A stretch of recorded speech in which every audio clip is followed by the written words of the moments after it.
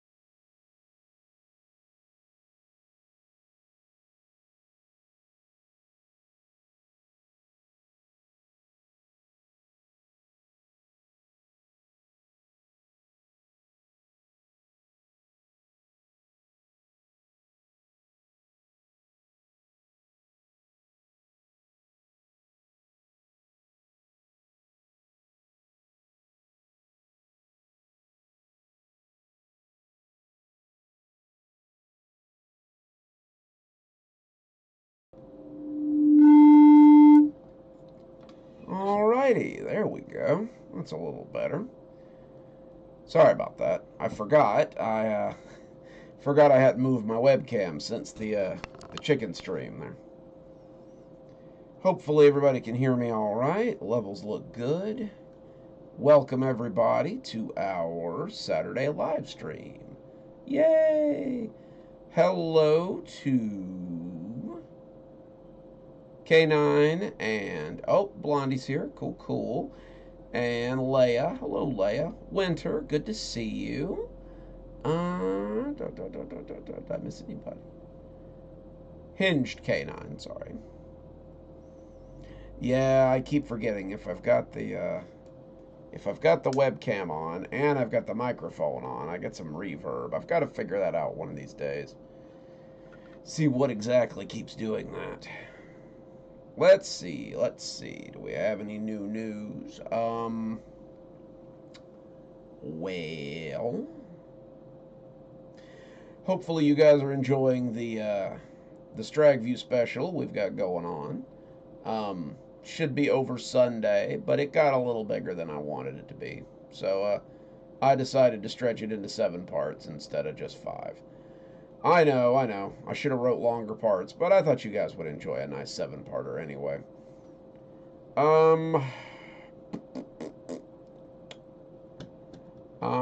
Let's see.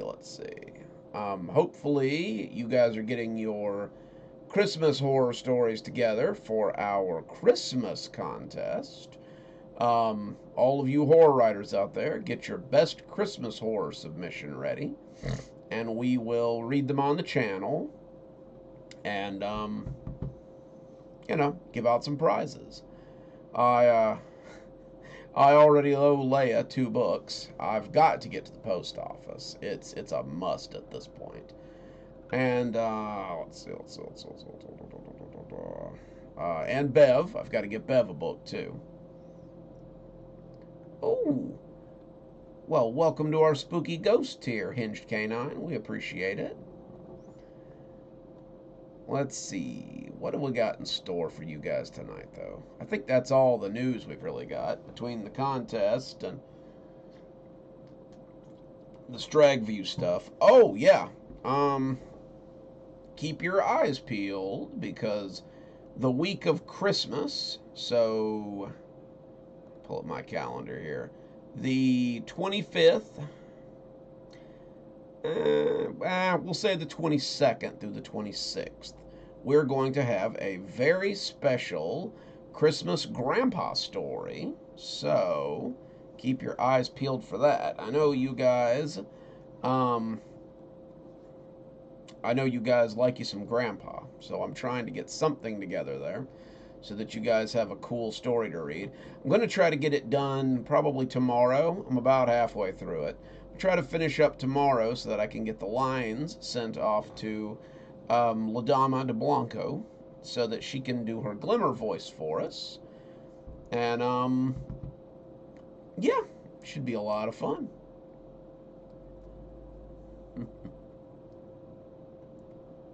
See if we've got anybody here. Oh, I bet you're more creative than you think, Winter. You did help me. You did help inspire my favorite psychiatrist in Kashmir. So there's that. So let's see. What shall we read tonight? I think. Well, let's start with our Monday story because I know that's a favorite there.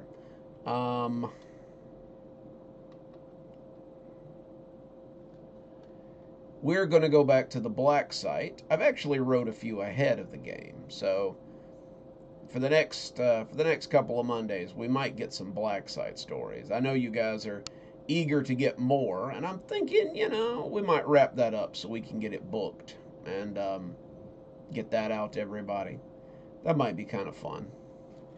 So yeah, start us off. We're going to do our Black Site 12 story, which,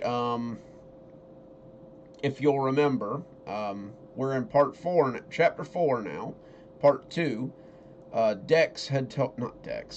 Dunstan had told Rebecca something that he had learned from Dr. Hammarskjöld about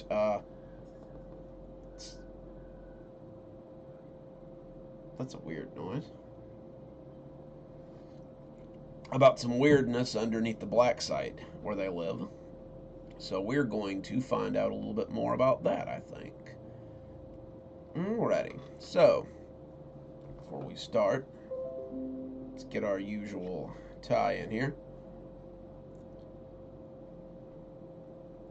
Get my lip balm on, because before I start narrating, I always use Duke Cannon brand lip balm.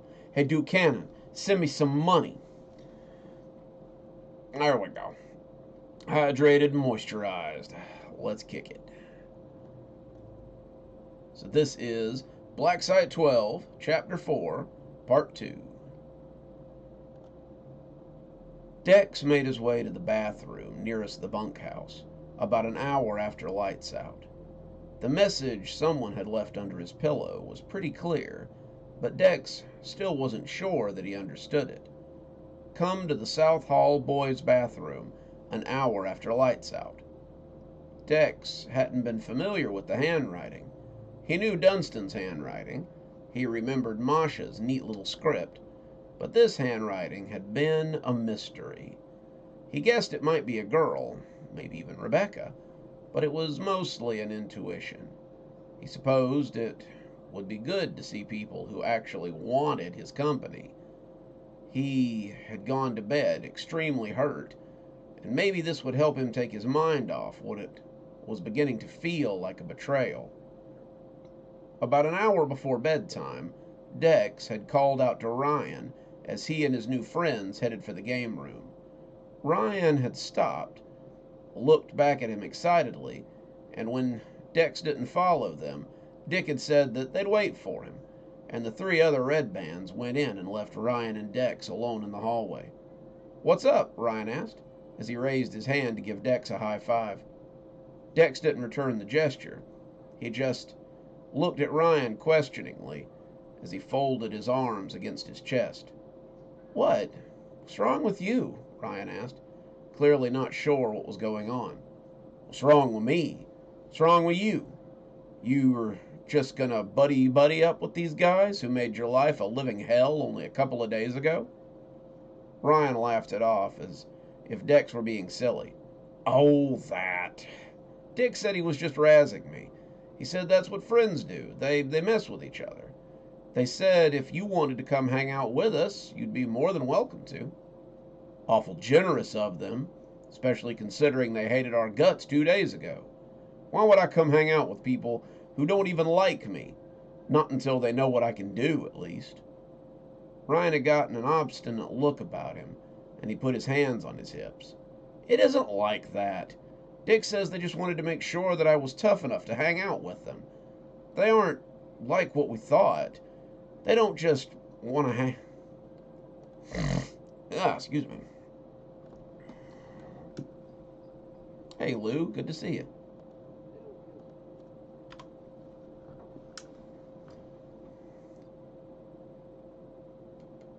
Let's see. "They just don't want to hang out with little shrimps. You can understand that. You're a big guy. I bet people want to hang out with you all the time because you're bigger than they are." "No," Dex said. "Most of the time when people want to hang out with me, it's because they want to be my friend. Most of the time, when people spend months treating me like crap, I don't just turn around and go hang out with them when they start being nice to me. People like that will drop you in a heartbeat. I don't need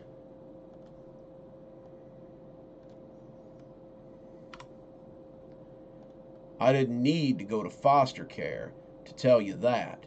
He's playing a game, and when you're no longer useful to his game, or you become an obstacle, he'll drop you again if he doesn't steamroll you first. Ryan had scrunched up his face and given Dex a look that he. Given Dex a look. Oh, I missed a word there.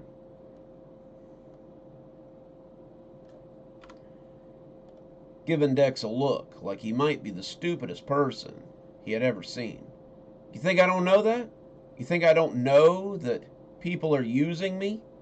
You think I haven't spent most of my time being used by other people?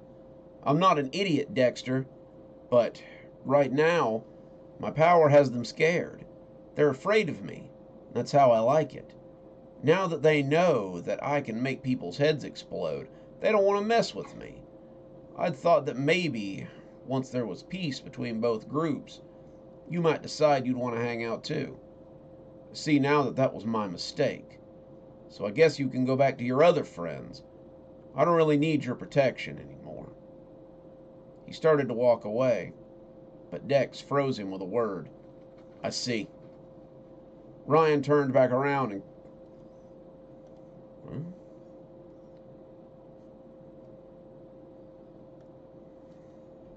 Jeered.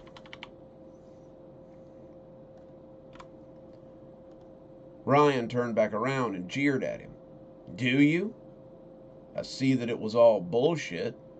I see that you were never really my friend, especially when I protected you from your so-called friends. I don't need friends like that, Ryan. I've had enough people who just want to use me for my size, and I'm not in a big hurry to find another one. I thought better of you, thought you were different, but I see now that you're just like they are. You only hang around until something better comes along.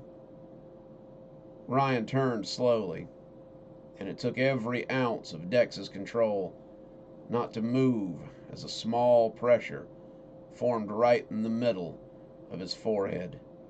It wasn't a lot, a little more than a migraine headache, but Dex knew that with a little bit of a push, he'd have blood coming out of his nose and ears too. Ryan was doing that, doing it on purpose, and it told Dexter everything he needed to know. Careful, Dex, or you might get to see my powers up close and personal, like that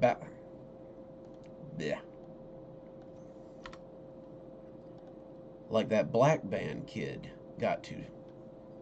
Try that one again.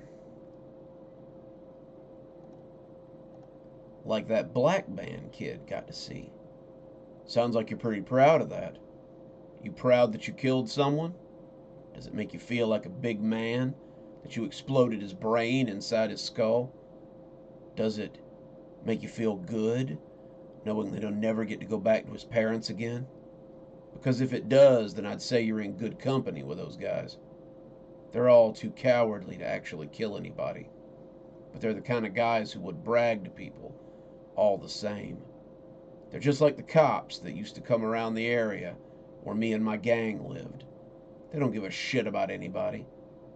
But they're more than happy to kick you in the ribs, throw you against the wall, or maybe take your money and not put it into evidence. They're dirty. If you stick around with them long enough, you get to be dirty too. I thought better of you, Ryan. I respected you, and I like to think that you respected me. But I see I was mistaken. Ryan stared at him for a moment, and then turned to go as he threw one last barb over his shoulder. Yeah, I guess maybe you were.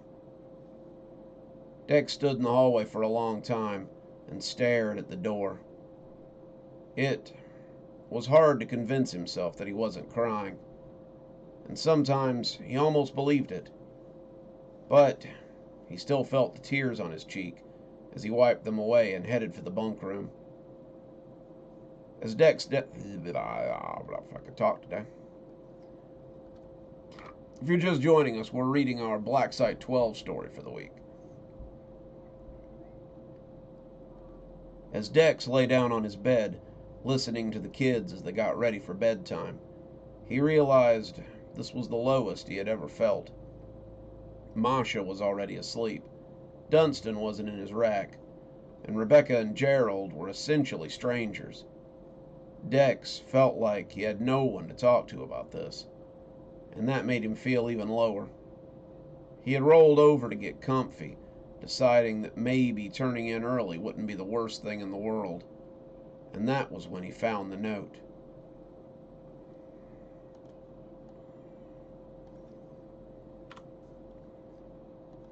Now, he thought, as he pushed open the bathroom door, he was meeting someone in the restroom after getting a sketchy note under his pillow. Today just kept getting weirder. Rebecca was already there, so was Dunstan, and Dex was just about to ask why they had invited him to the toilet when Masha and Gerald walked in as well. "Good," Rebecca said. "You all came. I thought it best that it's just us. The others likely won't come back. I figured that out during dinner. We need to talk, and it's kind of important." The three recent arrivals looked around as if to ask what they needed to talk about, but Rebecca's opening gambit left them speechless. "We need to get the hell out of here before things go any further. There's something going on here that all of you should know, something Dunstan and I recently discovered." "And what might that be?" Dex asked, flipping the lock in place as they all gathered around. Rebecca looked nervous but resolved. Dunstan looked like he might be sick. "Whatever the reason, we think we're here." Try that one again.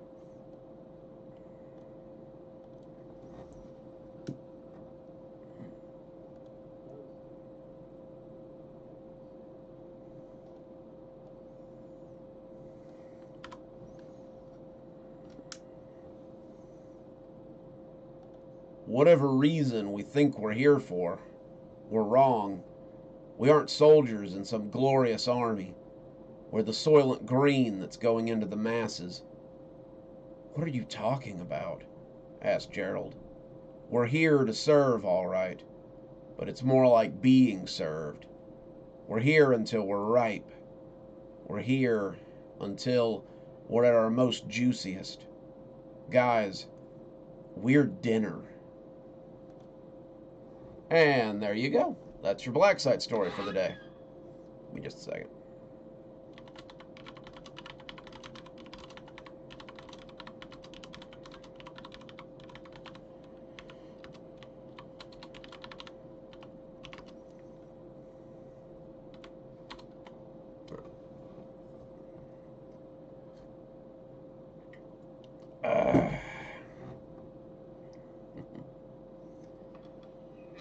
It's what I like about my little community. You guys always have such lively discussions while I'm reading. Let's see. What can we do now? Let's see. I think we're going to go for our Kashmir story today.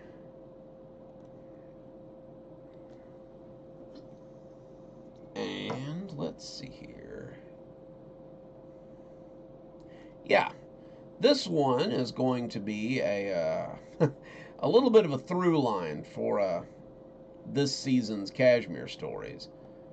Some of you might have guessed where I'm beginning to go with, little bits of these stories, but I think even this one might catch some of you guys by surprise. This one is called Missionary Work, and I hope you guys enjoy it.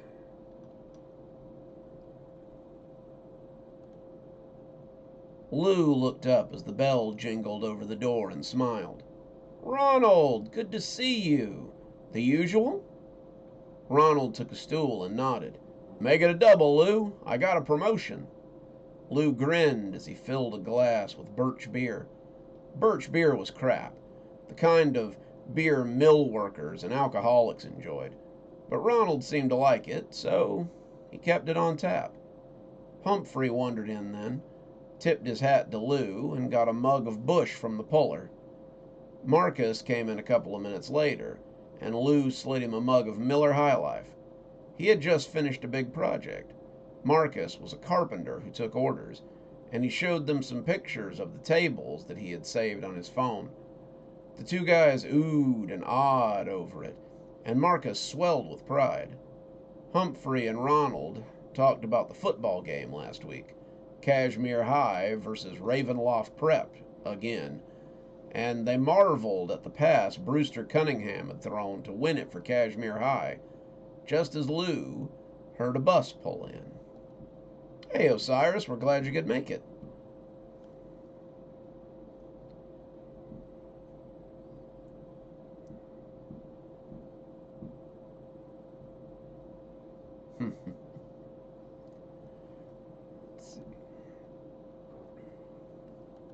This surprised Lou because there wasn't supposed to be a bus this afternoon. The buses had already come in today, and there wasn't supposed to be another one until tomorrow at 10 a.m.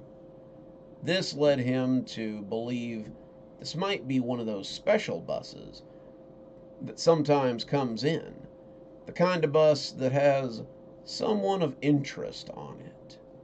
The three guys at the bar looked up too, realizing the same thing Lou had, as though by osmosis. New arrival, Ron sing-songed as he took a sip of his beer.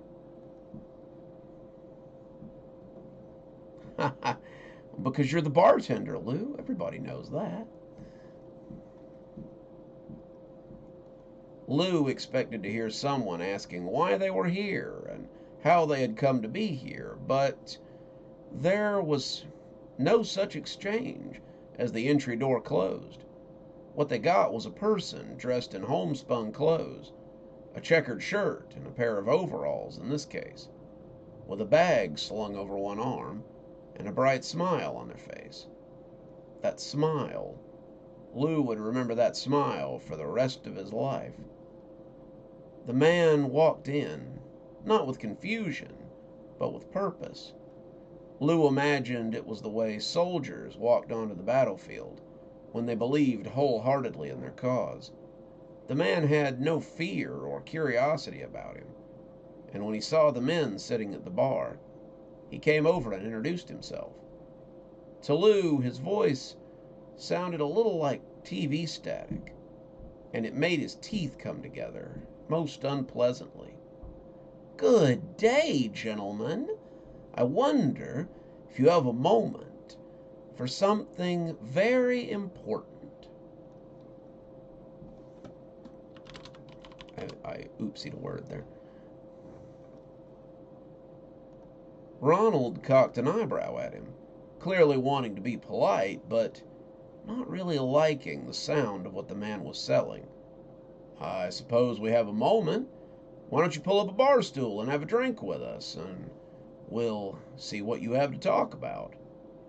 The man waved the drink away as Lou appeared with a mug of something cheap.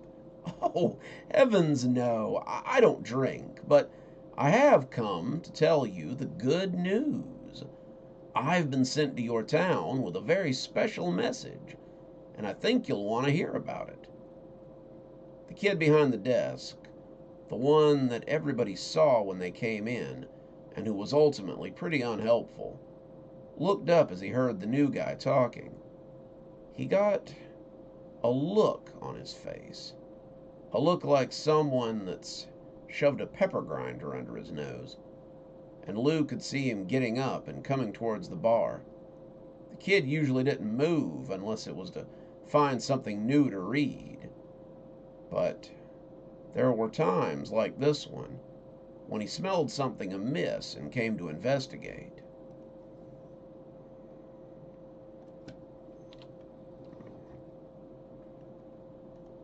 Good news, huh?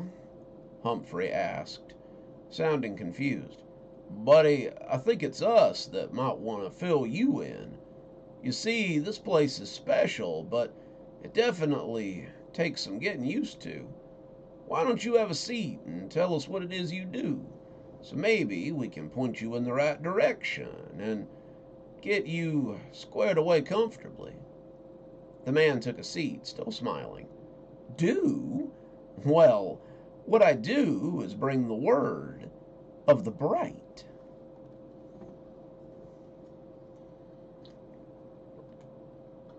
Uh,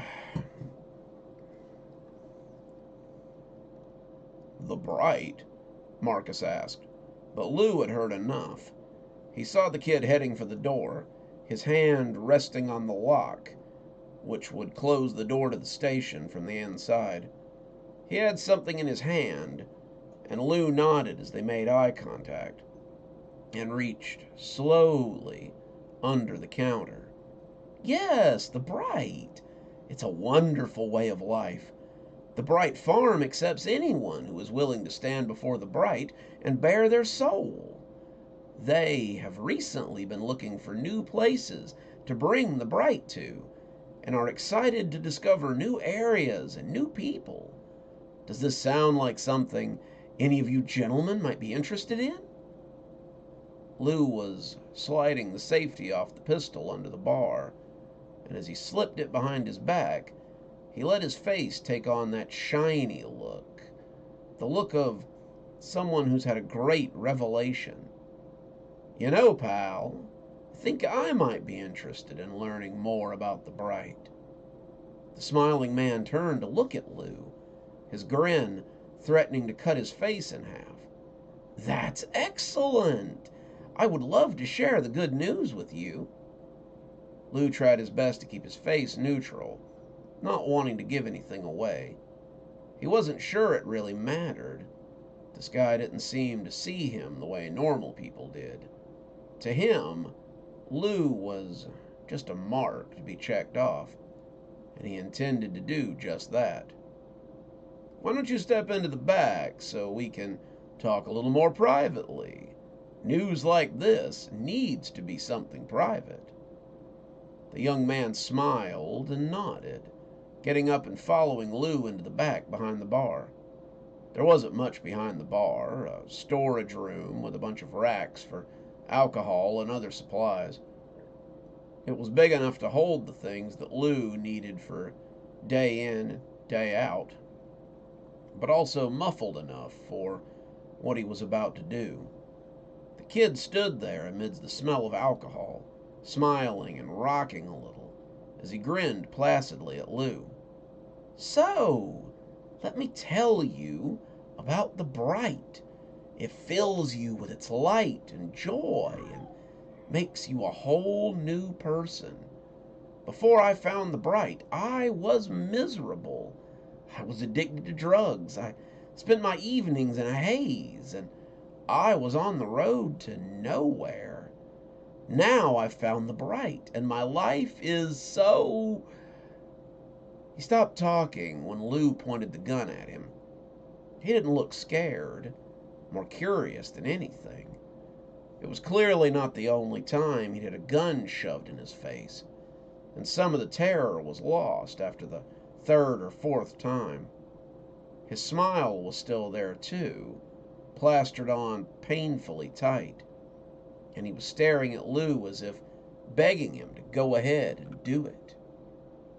Well, he asked after 40 seconds had passed, what are you waiting for? I want to know why you guys keep coming to town. Luger. Ugh. Lou rasped, some of his nerves slipping. Oh, am I not the only If I could talk today.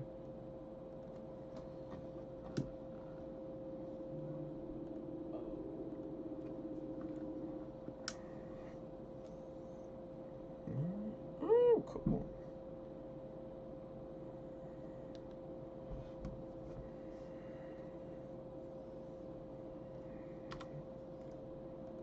Oh, Am I not the only missionary to come visit Kashmir? Lou heard the metal clink as the gun shook. You know you aren't. The man was smiling, but now it looked smug, self-important. No, I guess I'm not. The truth is, the Bright wants this town. It's hidden. It's strange. And the Bright wants to bring its message to the people of Kashmir. We'll find a way in. It's only a matter of time. You can kill me, but I won't be the last. The Bright always gets what it wants. As Lou tried to make his finger work, he could see a ghastly shadow rising behind the man. It was the shadow cast by a bright flame, a growing, dreadful darkness that rose as the light in the room seemed to dim. The man's smile was jack-o'-lantern-like, and Lou saw that the man had taken a step forward as he sat there trying to decide. The shaking barrel of the gun was pressed against his forehead, and Lou struggled against whatever was threatening to engulf him as he tried to pull the trigger. Then, the man's eyes suddenly fogged, and he fell away from the gun as he toppled to the floor. The kid from the front desk was standing there, holding a wrench and scowling at Lou. What were you thinking? That shit might fly when no one's here, but we don't want to spook the patrons. Use a knife or something next time. Something that doesn't make a loud noise.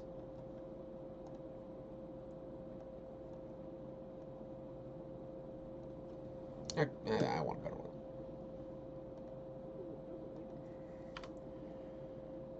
Something that doesn't make so much racket. Oh.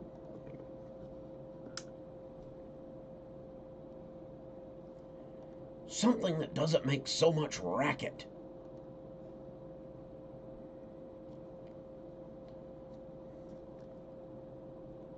He caught the guy up under the arms and dragged him out the back door, heading for wherever he had taken the last 3 missionaries that had come in on the bus and needed to be dealt with. Now, get back out there and serve those guys. We have to pretend that everything is okay. Lou nodded, heading out front and smiling at the customers as they told him to join them.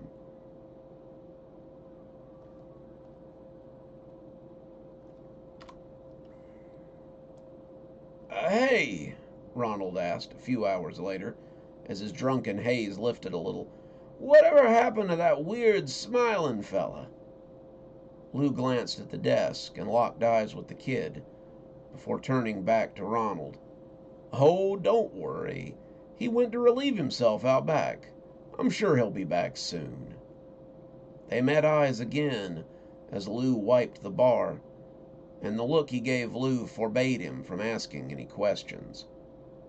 Lou liked the bar, and he liked his job, but as the missionaries kept coming in, he had begun to dread the arrival of the new buses. You just never knew who was going to come in with them these days. There you go. That's our Kashmir story.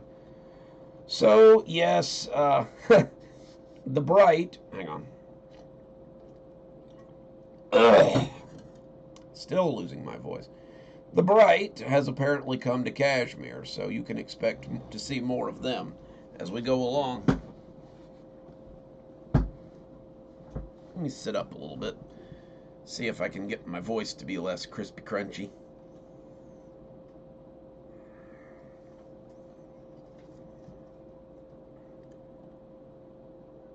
Check, check, check.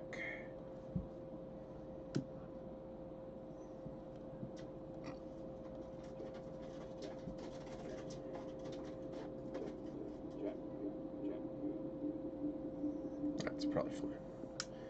All right. Oof. let's see. What next? What next? What next? I guess maybe we'll go ahead and do our Friday story. Oh, to answer your question, Hinged Canine, yes, that is the Lou from Roads to Nowhere. Roads to Everywhere, Trains to Nowhere, something like that. I can't remember what we called it exactly. But yeah, that's them. I'm hesitant to read the Friday story because it might be a little bit spoilery, but I don't think it'll be too spoilery. It's a continuation after the end of our Fall of Stragview story. It's a Dr. Winters story, but, you know, all the siblings are involved in this one, so it's not just her story. But she's pretty much the main character in this one. It is called Healing the Under Prison, and I hope you guys enjoy it. It'll probably make a lot more sense after tomorrow night, so when you guys hear it Friday, it should be in sequence.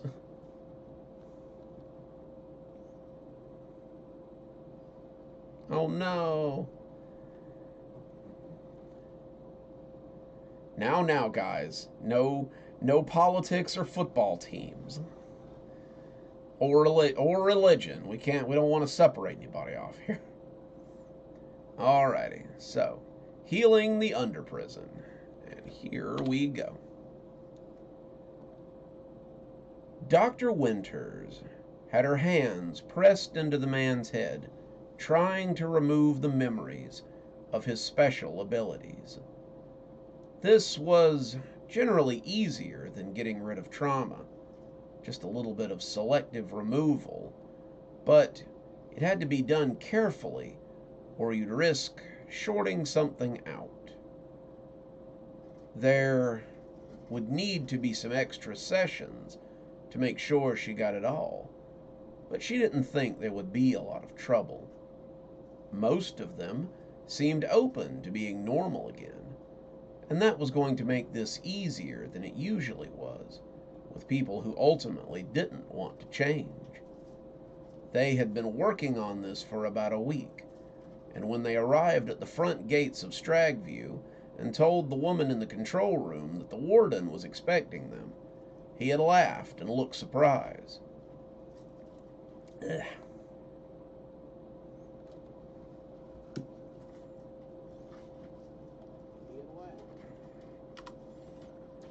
Try that again. He had laughed and looked surprised. I had said we would talk about this, but I didn't expect it would be this soon. Might as well get it out of the way. You can technically make good on your promises to one degree or another right here. The warden told the entrance that these two were cleared to come in, and then he led them up the front walk and into the prison. Oh, hey, Rinche. Hello from America. It's good to hear we've got listeners that far out.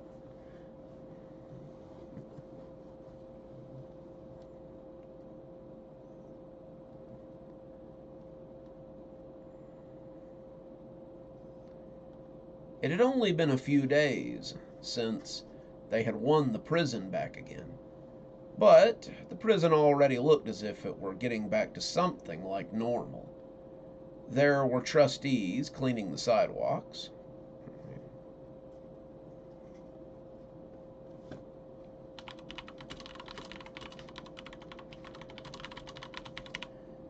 Before I forget it.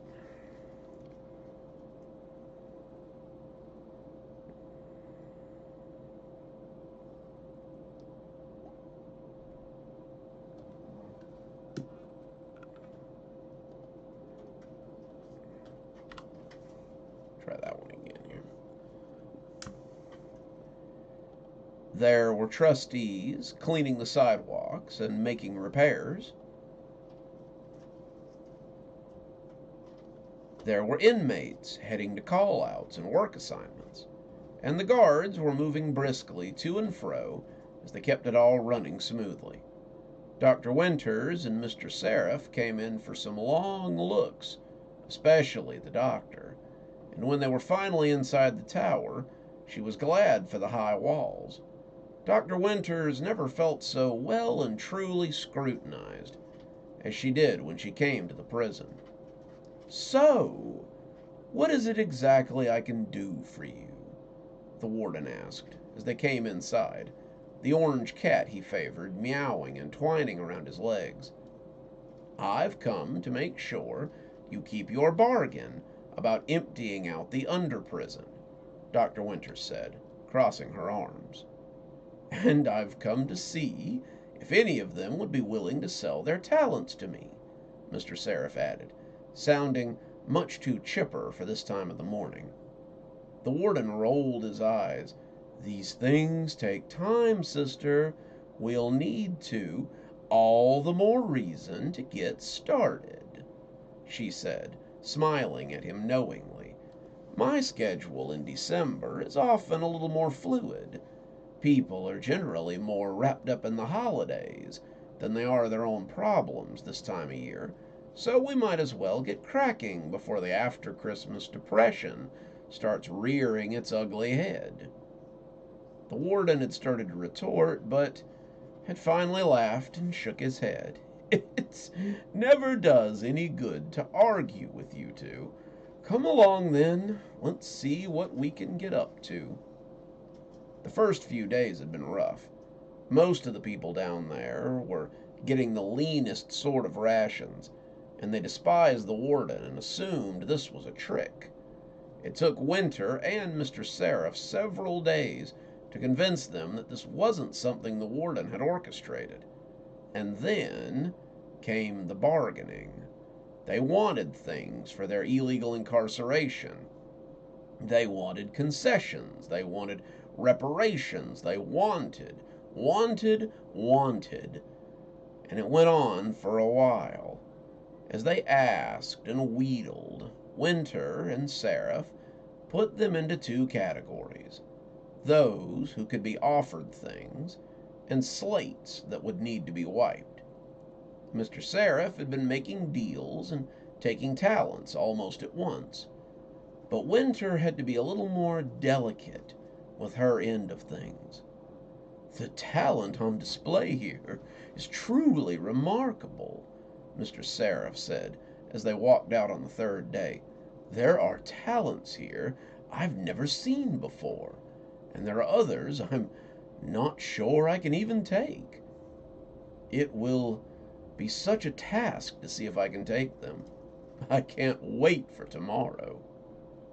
"There," she said, as she slid her fingers out of the man's head and moved to sit in front of him. "How do you feel?"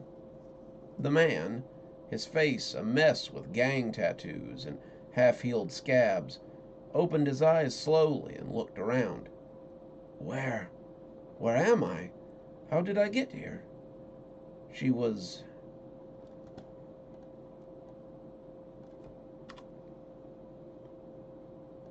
She had taken to doing her work in the rec office outside the under-prison entrance. If they saw the under-prison, then they would need to be wiped again, and Winter figured a warm and sunny environment might help them not question her cover story. "You slipped while playing basketball. I happened to be seeing patients today, and they called me down to have a look. Do you remember anything?" The man reached into his front pocket and took out his inmate ID.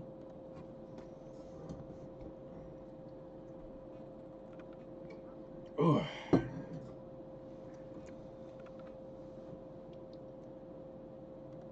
The inmate's ID. Yeah, if I could do that. If I could actually talk today. The inmate ID cards had been her brother's contribution. They had put them all in the same dorm, wanting to avoid questions, and it had likely taken someone all night to get all these inmates assigned.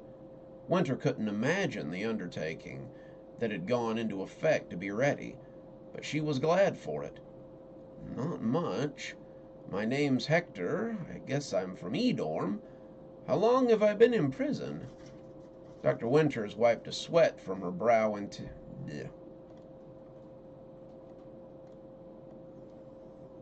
Throat's trying to give out, guys. I am struggling tonight. Sorry.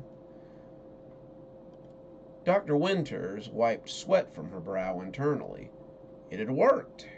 She hadn't been sure it would, because Hector had been a mess. Hector had anger issues on par with the Incredible Hulk. His father had beaten him and his siblings with anything he could find, and it had led Hector to bottle his anger away and protect his siblings whenever he could. Then, when he was 16, Hector had let that rage out and turned into a completely different person. He'd seen red. At least, that's what his lawyer had told the court. But Hector remembered beating his father to death with his bare hands. If he had stopped with his father, that would have been fine.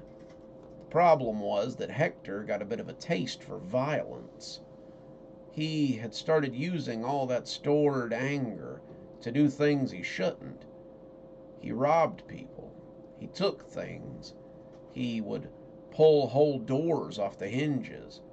And one night, the cops had found him after his rage had subsided and locked it up.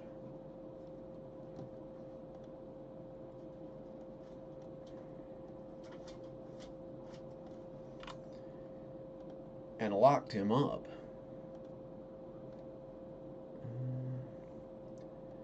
He'd broken out, taken the wall off the jail, and that's when they'd sedated him until his trial. Then, once sentenced, he'd gone to a place where they could keep him away from others, some place he couldn't escape from. Dr. Winters had taken away any memory of the process and hoped he wouldn't figure it out on his own. "I'm not sure, Hector. We've never actually met before, but I'm glad you're feeling better. Feel free to return to the yard, or to your bunk if you prefer. I think you'll be okay." "Thanks, Doc," he said, getting up and heading out into the sun. Hector's powers hadn't been something her brother could take, so it had needed to be squashed.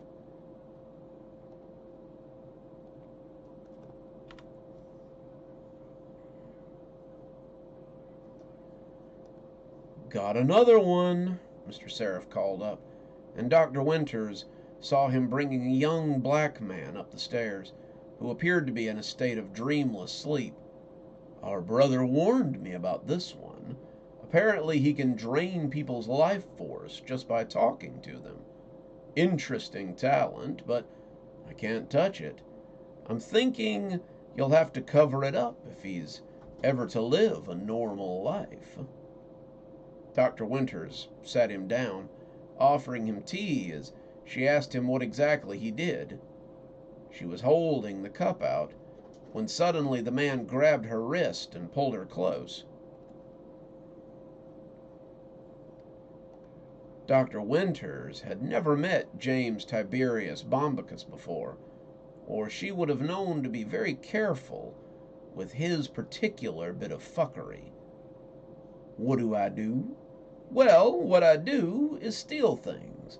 Not real things, not as such, but I steal time. I talk to you for a minute, an hour, maybe even a whole day, and I steal your time and give it to myself. You know, they picked me up in 1945, and I've been at this prison ever since. Whenever I get to feeling a little peaked, I simply take a guard and talk to him, and then I feel so much better. They don't, though. Sometimes they wind up dead. It's better when they're dead. I don't mind killing. In fact, killing is just about the best thing a man can do." He stopped talking when Winter stuck her fingers into his mouth. He tried to bite, but bigger things than him had tried and failed at that. She seized his tongue and yanked, and as it came free, inmate Bombycus screamed and coughed as blood flowed from his mouth. She reached out again, and as he flinched away from her, she grabbed him and put another finger to the stump, sealing it with a single agonizing spark from her fingertips. He continued to scream wetly, and As Winter held his detached tongue, she wondered why she had done that. No, Pamela wondered why she had done that. Winter had no such doubts. She had gotten all she needed to when he had grabbed her. Inmate Bombycus was not like other people in the under prison. Some of them were bad people. Some of them were winners in the genetic freak lottery. But Bombycus was there because he deserved to be.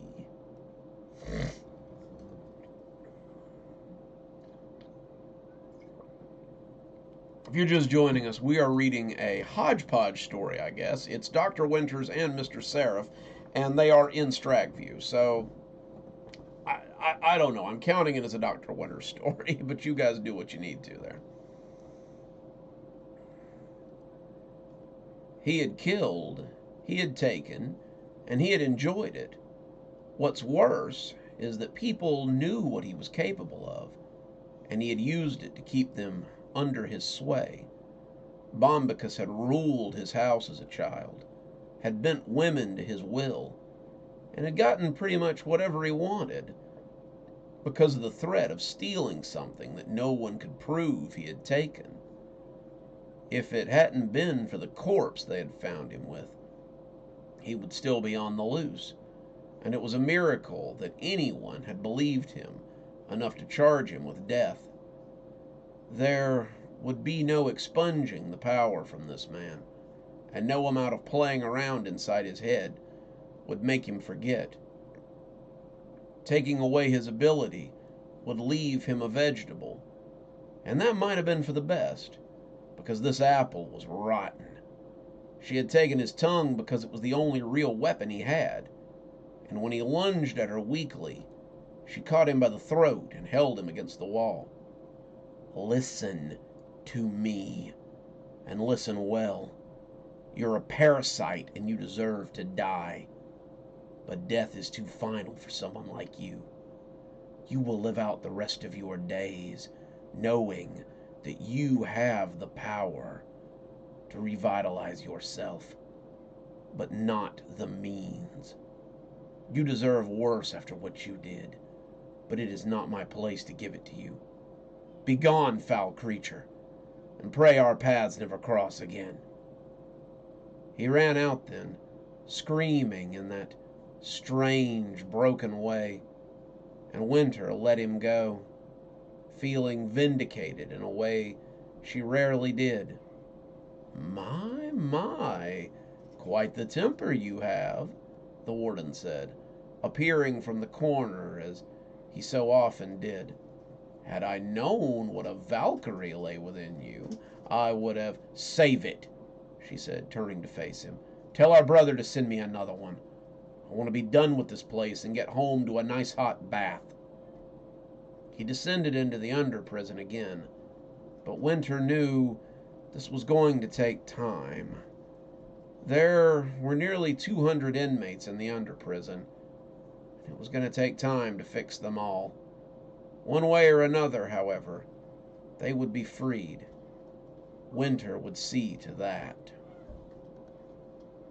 There you go.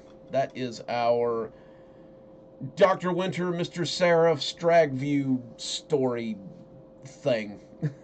I hope you guys liked it. Like I said, after tomorrow's story, it will make a lot more sense, too.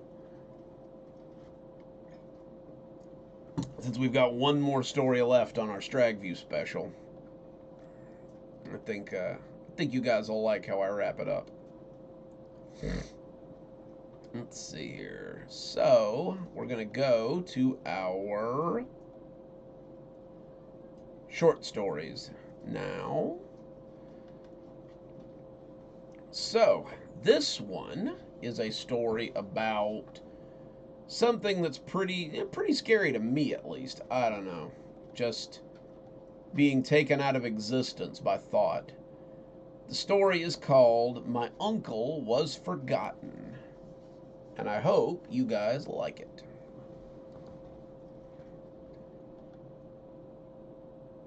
I grew up in this little town called Frankfurt. If you've never heard of it, don't worry. 'cause nobody else has either. It's in the middle part of Georgia, about 45 minutes to an hour below Atlanta, and it's in the middle of the woods, off the beaten path.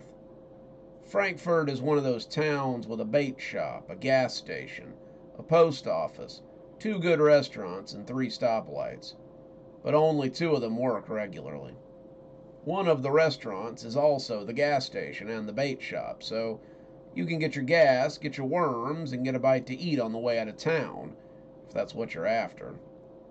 What Frankfort does have is several good fishing spots, which is about the only reason that locals stay. It's got a town square of sorts. There's a main street and some little shops that usually rotate between cell phone stores and knick-knack emporiums. But nothing stays for long in Frankfort. It's a close-knit community, and the locals tend to push out anything that doesn't belong. There are no Dollar Generals here, no Family Dollars. We're probably too small to warrant a Walmart. All the businesses are locals, and if you don't like it, then you can damn sure go somewhere else. The people in Frankfort are nice as anyone can be in a small town. But don't let that fool you. They may smile at you and take your money, but most of them will forget you the second you're gone. There's a mean streak in them, and they don't like outsiders. They have their own ways, they have their own secrets, and they have a strange sort of power that only they know about. Case in point, they erased my uncle when I was about 12 years old. Well, not so much erased as forgot him out of existence. Uncle Daniel, Uncle Danny to us kids, was about 10 years older than most of us. He was the youngest of my mom's siblings, barely old enough to drink. But that didn't seem to have stopped him from spending most of his teenage years pickled. Uncle Danny had a drinking problem, and it was a problem that quickly morphed into something worse. Excuse me. Uncle Danny was not content to do a little drinking and then stumble home. My grandmother told us kids to be careful around him, because when he got drinking, it always led to helling. Helling's what Grandma always called it, but what it amounted to was destruction. Uncle Danny would drive down Main Street and throw bottles through windows. He would get into fights with people on the sidewalk and then tell the cops that they assaulted him. He would steal things. He would take people's animals, and on occasions he would even take people's cars, whether by taking their keys or by hot wiring them, which seemed to be something he could only do in a state of drunkenness. My uncle spent more nights in jail than at home, but the townspeople put up with him. They would say he added local color and gritted their teeth any time he had to be hauled away by Sheriff Thurston. The town was growing tired of his drunken shenanigans, but that wasn't what made them forget him. Uncle Danny was forgotten because of the night he killed Janice Stevens. Janice Stevens was 16 years old, and it was pretty obvious that she was going places. She was set to graduate high school a year early and wanted to go into medicine. She was looking at a full-ride scholarship to several medical programs, and people were proud to have known her. Frankfort doesn't often get people like Janice, and it appears they don't get to keep them either. Janice was coming home from her day job. No. Ugh.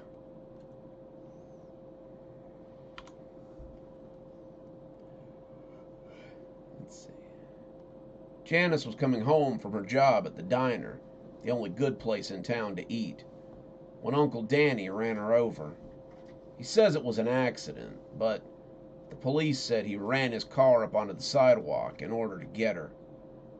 In Uncle Danny's defense, it was possible that he was so drunk he didn't even realize what he was looking at. I'm not trying to justify what he did. I'm only saying that it's entirely plausible that he didn't even know he was running over a person. Uncle Danny had a little compact truck that he was fond of, and when he drove away from the scene of the accident, something that no one but a single person actually saw, there was a new dent in the front bumper, and Janice Stevens was very dead. What's up? Oh, hey, Royce. Good to see you, man. Oh, no worries, man. I'm glad you got it. That's probably one of the last loads of books off the Patreon crowd, honestly. I had to, man, money's been tough lately, so I had to cut out my book tier for a little while. Postage was never a whole lot, but man, it gets tough after a while. I'm glad you could make it though, man. We are just starting on our short stories, so we got a lot more to read too. Well, we got 2 more stories to read, but that's pretty well a lot. You know how it is. He was arrested, because of course he was, and they had to ship him up to the next town to keep the mob from hanging him right there in the square. They were mad, as they should be, and they wanted the kind of justice that only seems to exist in 3 stoplight towns. Sheriff Thurston wasn't happy about transferring my uncle, but he bragged that it'd be an open and shut case for sure. He said there was no way that Uncle Danny could manage to get out from under this one. But he'd been wrong. Frankfort doesn't actually have a judicial seat, and they had to transfer the case up to Niles so that it could be seen by Judge Sanderson himself. Sheriff Thurston said this would be a slam dunk because everyone knew that Judge Sanderson did not like drunks or people who hurt children. The sheriff had told anyone who would listen as he sat in Junior's pub the night before Uncle Danny's trial. Excuse me. Let's take that one back a little bit.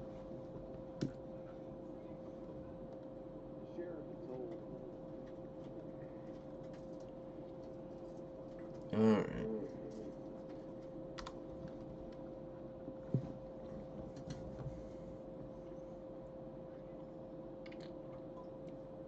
Ooh, there we go. Wet the pipes a little bit there. The sheriff had told anyone who would listen as he sat in Junior's pub the night before Uncle Danny's trial that the trial would be a slam dunk and that the jury would probably come back in less than 5 minutes and they would never have trouble with Daniel Schofield ever again. Hey, Royce, thanks, man. I really appreciate that. Always glad to see you guys show your support. Lovely, lovely. The problem was that the sheriff had gotten a little ahead of himself. The witness to the crime turned out to be a drunk who had come out of the same bar that Uncle Daniel had left. Uncle Daniel had also managed to get a good lawyer who argued that there was no proof that Daniel had hit the girl. They argued that the dent in the front bumper was proof enough, but there seemed to be some confusion about where that particular dent had come from. The girl's family had testified to the fact that she was responsible and an honors student, but all that really told them was that the death had been very unfortunate. But it had still happened. In the end, the jury had actually deliberated for about 15 minutes before they decided that there wasn't enough evidence to convict Daniel Schofield of the crime for which he was being accused. He wasn't found innocent, but they decided it was a mistrial, and he was allowed to return home. The people of Frankfort, however, did not agree. They knew they couldn't kill him. They'd be no better than him if they did. So they decided to do something much worse. My mom told me all this years after it happened, of course. I was just a kid, and we were mostly kept out of it. I remember bits and pieces of it, but most of it's a blur to me. Except for the end, of course. She said they took him from his bed one night, dragged him down to the town square, and the whole town informed him of his fate. It was all very draconian. Torches were burning in the town square, and the people of the town had all come to stand before him. He had asked what they meant to do. He wanted to know if they were going to kill him or exile him, but Sheriff Thurston said that wasn't going to be enough this time. From now until the end of your days, no one in this town will acknowledge you. You have become an unperson to us, and anyone who fails to ignore you will join you in the forgetting. We have been patient with you, Daniel, hoping that you would grow up. But since it does not appear that that was going to happen, you will be forgotten. After this moment, no one who resides in this town will speak to you or acknowledge that you ever existed, ever again. And that was that. The town left my uncle standing there, confused and a little bit afraid. He had laughed at them at the time, telling them how ridiculous this all sounded. He couldn't just...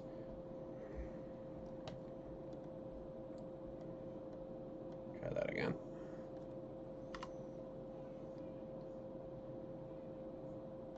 He wouldn't just go away because they wanted him to. He was a person, and they couldn't just write him out of existence like that. He left and headed for home, but he found there was no home for him to go back to.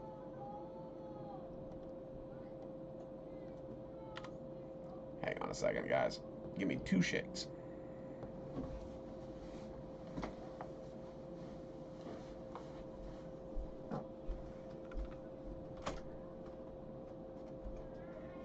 Guys, bleeding over on my audio.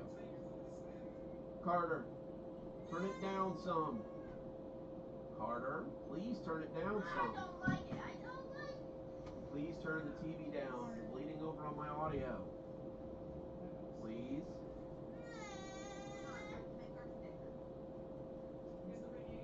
Just a little bit. You don't have to turn it all the way down. Just a little bit. It's too loud, please.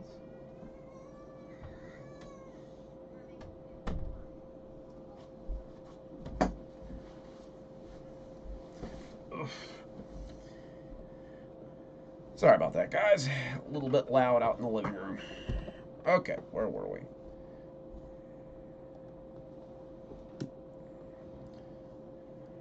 You definitely did.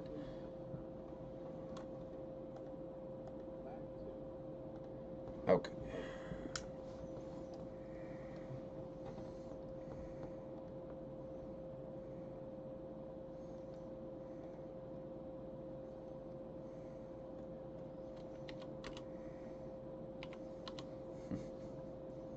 Well, hey there, Nana.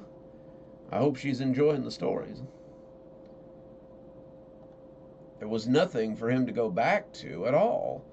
He banged on the door as he called for my parents, my grandparents, my aunts and uncles, and for anyone who would let him inside. I was away at my cousin's house, all of us covertly sent somewhere else so we wouldn't have to bear witness to what was going on. But my mother said he banged on the door for hours before finally going away. It took all I had not to let him in. But in Frankfurt, we listened to the sheriff. In Frankfurt, the sheriff is the law, and the law is not questioned. Also, we knew he'd finally gone too far, and that his punishment was just. I saw my Uncle Danny a few more times, but I wasn't allowed to talk to him. He would wave and try to get our attention, but Mom always pulled us away and told us not to speak to him. She would say that Uncle Danny wasn't in his right mind and that he might hurt us if we weren't careful. I remember waving at him once, waving at him as if I was the only one who could actually see him. But by then, it was too late. Uncle Danny did not do well in exile. He tried to get people's attention, but even when he pushed them down or yelled at them, he always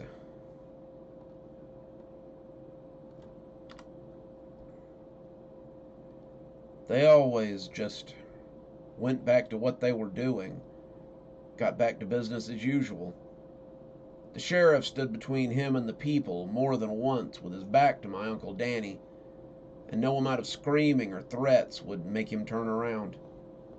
Uncle Danny, however, wouldn't go quietly. He tried to steal, he tried to commit vandalism, he even pushed people into traffic, but Mom said that something strange started to happen to him. He would grab for things.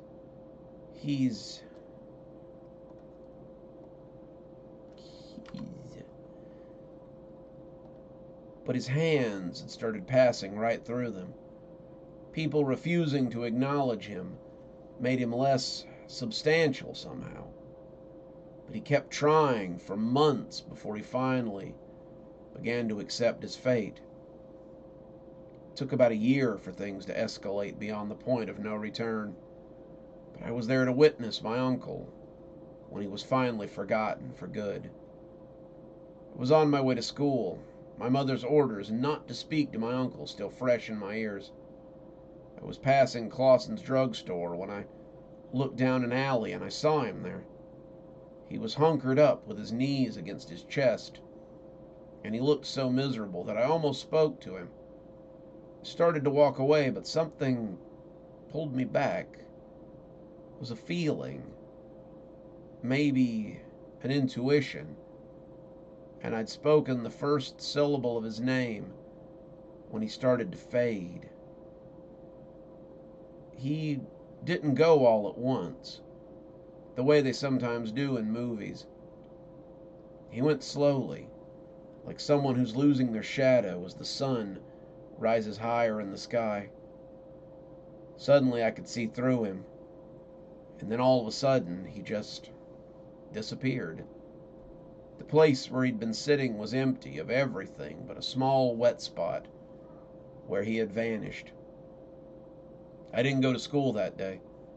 I ran home to tell my mother what had happened, and her reaction told me everything I needed to know. She was washing dishes when I came pelting into the kitchen, yelling about how Uncle Danny had completely vanished. I remember wincing as she dropped a plate into the sink, and I heard it shatter as it hit something else in the soapy water. My mother sobbed a single time, but when she turned around, her face was normal. Well, not normal. Her face was fixed into the rictus of a smile, and she looked as if she might start crying and laughing all at once. "Who, dear?" she asked, as if she hadn't heard me. I repeated it, telling her Uncle Danny had vanished, but she just shook her head and went back to washing dishes. I never spoke of him again, not until I came back from college the first time. I told someone about it one night when I was drunk, and they laughed and said that was impossible. They said people don't just cease to exist because they're ignored, and they said I must either be making it up or it was something I misremembered from when I was a kid. I'd gone home that summer and asked my mom about it, and that was when the whole story had come out. It's too late to do anything for Uncle Danny now.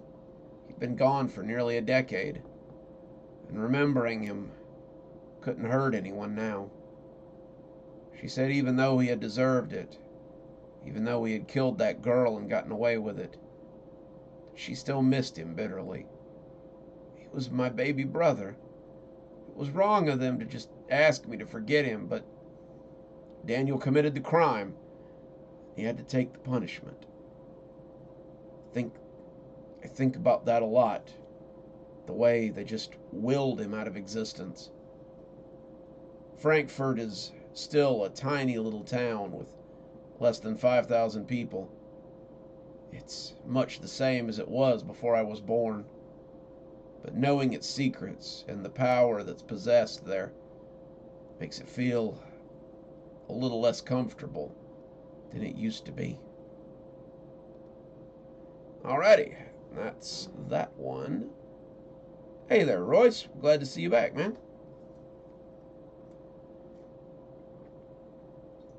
Ooh. Alrighty.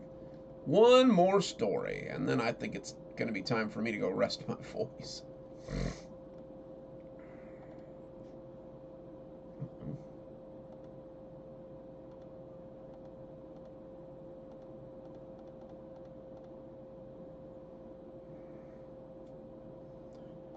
That's weird.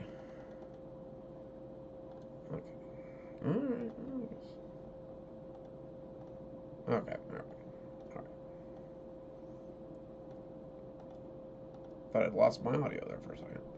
Alrighty. Oh yeah, one more story. And this one is about a graveyard and a very strange happening viewed by a night security guard. So, that one's called My Uncle Was Forgotten. This one's called The Ringing in Bell Alley, and I hope that you enjoy it.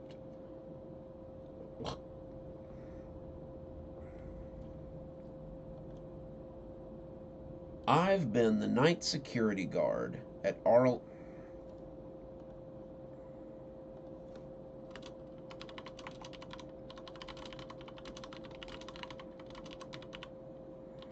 Ah.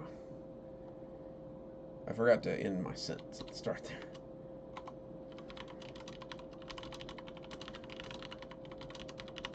Okay.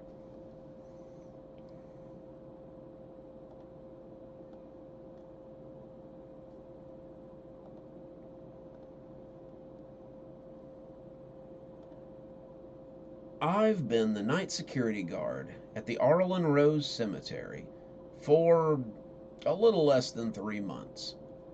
It sounds weird, needing a security guard for a cemetery, but Arlen Rose is a special cemetery. It's been active since the 1700s, and it's one of the oldest cemeteries in America. At least, that's what they put on the tourist information. Some of the gravestones are quite old, and we have people that come to do rubbings or work on family trees. There are around 3,000 interred here in all, and some of them were affluent people who were buried in their finery. I'm sure there's quite a bit of money under the ground in a place like this, and we've had problems with grave robbing in the past, or so I've been told. That's where I come in. I start my shift from 6 p.m. to 6 a.m.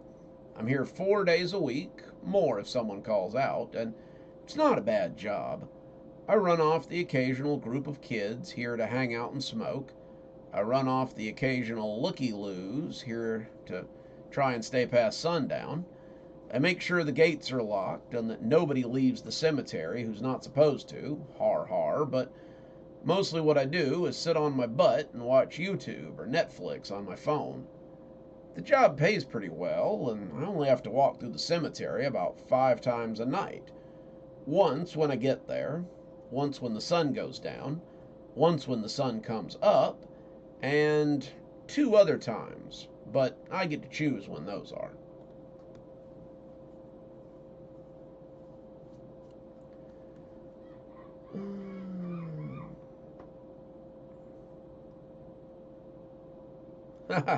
Royce, if I could draw, I absolutely would. But I can't draw to save my life, buddy. Writing talent's about all I got there.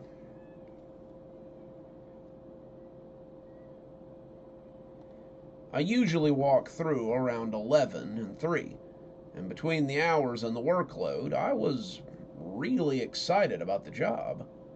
One of the first things I noticed was the old section, the earliest part of the cemetery, where the first people were buried. There are about 500 stones here, but it's also where you see some of the weirder things that came and went throughout the ages.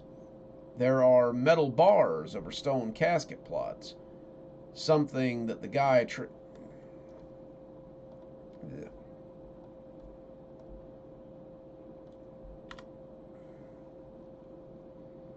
something that the guy training me told me was to keep vampires in their graves.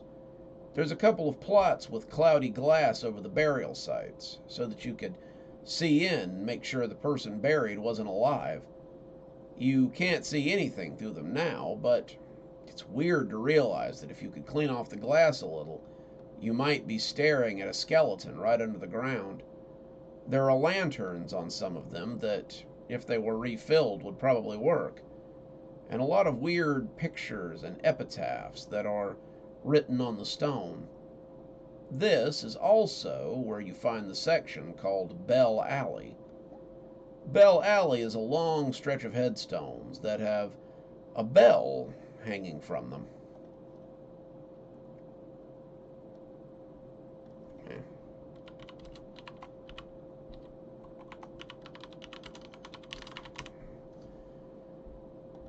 Some of them probably had ropes once upon a time, and a few of them still have very intricately woven strands that have survived somewhat to tell that they were there at all. I'd never seen anything like them before, and when I asked the officer who was training me, he said it was weird that I had never heard of burial bells. Way back in the 17 or 1800s, they would sometimes bury those that were unfortunately alive. Can you imagine? Just waking up inside a coffin and realizing that you'd never get out before you suffocated. Well, it got to be such a concern that they created burial bells. It was a bell hooked to the side of the headstone or a post coming out of the ground, and when you woke up and found yourself buried alive, you could yank on the string and ring the bell. Someone would hear it and realize that you were buried alive, and they would come get you. Well, if you were lucky, that is. If you weren't lucky, then you'd sit under the ground until you suffocated. Sometimes nobody heard the bell. Sometimes the fact that the dirt was too thick caused the rope to fail. Either way, no one would ever know that they had buried a person alive, and they were just dead down there. People came to look at the burial bells. Excuse me.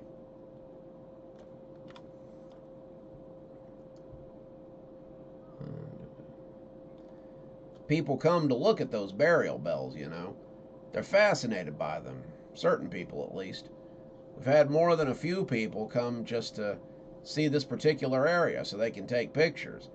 And you have to look sharp to make sure that no one tries to pry one off and steal them. I asked him if he'd ever heard one of those bells ring, and when he looked at me, he had this really creepy smile on his face. These people have been buried for well over 100 years, kid. If you hear them ringing, do us a favor and don't dig them up. God only knows what you'll find if you broke that casket open. After a week of training, I was allowed to work on my own. The guy... Excuse me.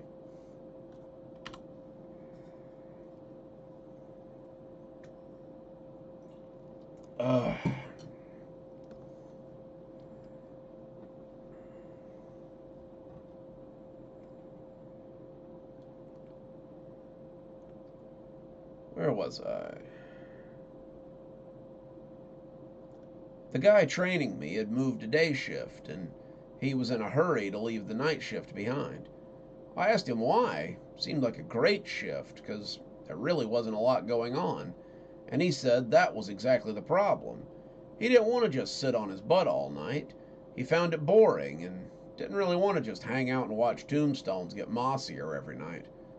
He showed me how to do the things that the proprietors of the graveyard wanted to see, and soon I was on my own. I had been on my own for about a week when I first heard one of the bells. Like I said, I usually do my 2 mandatory rounds at 11 and 3. I was walking through the cemetery, listening for people, trying not to give myself away if there was somebody skulking around out there. And that's when I heard it. It wasn't loud, just the low, tinkle of a bell, and I looked around to see if somebody or something was messing with me. I was too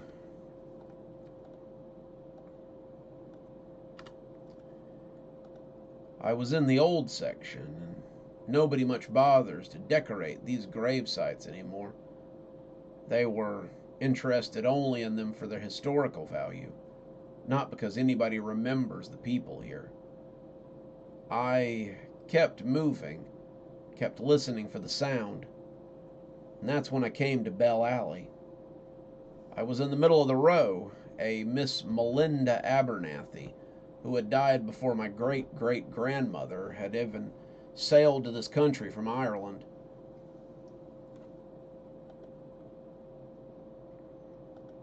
The bell on her gravestone was jingling merrily, as if someone underground was really wailing on the cord. The problem was that Melinda didn't have a cord attached to her bell. Most of them didn't. Time and weather had rotted them away, but her bell was still ringing, all on its own. I took a swallow and heard my throat click as I tried to make my neck hair stand down. I decided that the wind must be pushing it, which was hard to get to stick once I noticed that there really wasn't any wind. I moved away, continued my round as I tried to ignore the bell. It really creeped me out for the rest of the night. The bells didn't ring every night. Sometimes they took a couple of nights off. Sometimes I would hear one or two every night for 2 or 3 nights, and then nothing for a week. But I heard them again as I settled into the job. It was never anything urgent. There were never anyone really pulling on the bell rope to let me know they needed to come out right now. It was more like the wind pushing the bells and making them ring. It was weird, but not unexplainable. Not until about 3 nights ago, at least. I'd been hearing something all night, some kind of metallic noise that I'd heard over the headphones that I'd been using to watch Star Trek for about the 100th time. I'd taken one of the earbuds out and listened, and of course, I could hear the bells clear across the cemetery. There was no mistaking what it was. The bells they have are very distinct, and it's not like it could be traffic noises or someone's window shutter banging against the house.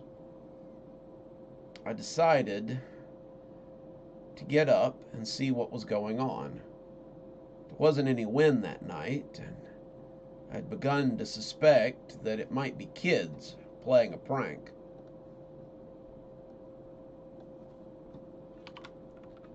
Suspect.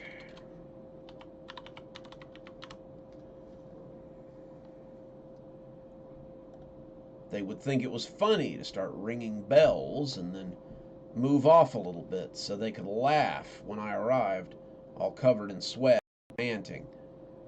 The bells had been going off for a couple of days, but it had never been quite this loud. I grabbed my flashlight, grabbed my phone, and headed out for the old part of the cemetery. If it was kids playing tricks, then I was going to call the police before I ran them towards the gate, and hopefully the cops would do the rest. I was tired of hearing those damn eerie bells as they rang every night, and was ready for whoever was behind it to get their comeuppance. I was staying low as I came around a line of chunky-looking rock mausoleums. The mausoleums would allow me to sneak up on whoever was ringing those bells and would allow for surprise as I caught them. I would come out about the middle of Bell Alley, and I could call the cops before I surprised them. In my mind, I could see the group of kids as they laughed to themselves about how they were going to scare the old security guard that worked here, not expecting somebody who could still run and raise his voice to them. I could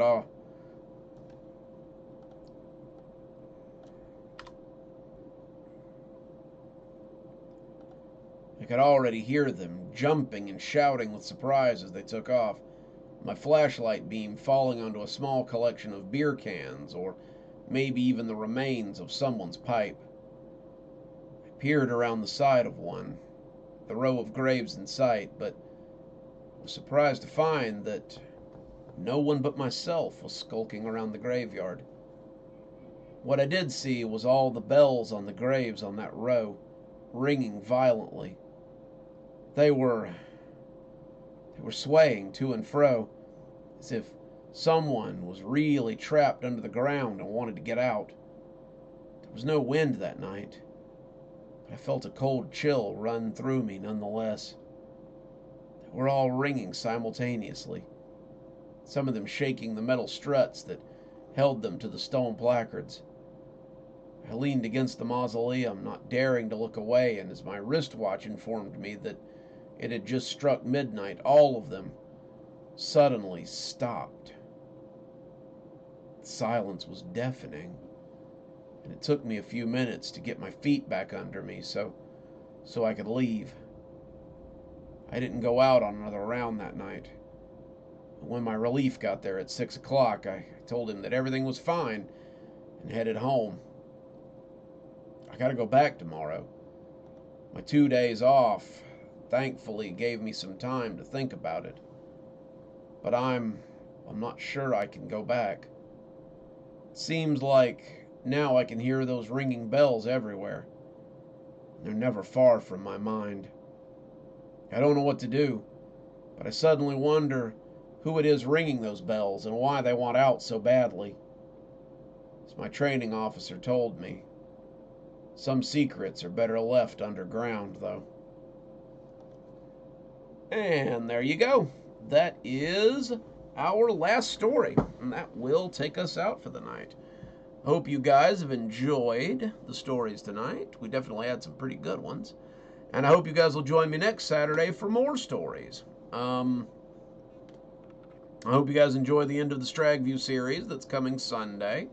And I do hope, if you guys are writers, that you'll work on some cool Christmas horror stories for me and enter our December contest. At any rate, I will see you guys next time, and I hope you guys have a wonderful day and a spooky evening. Dr. Plague, signing off. Have a good one, guys.